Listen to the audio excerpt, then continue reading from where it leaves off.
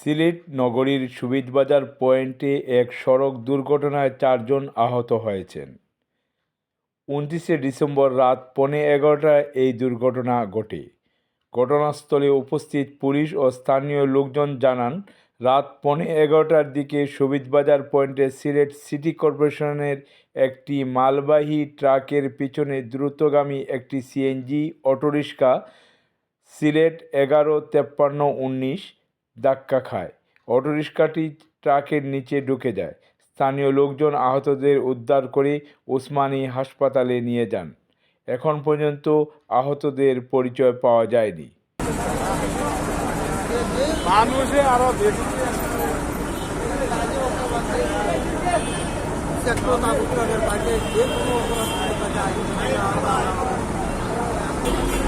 CNG তো লোকে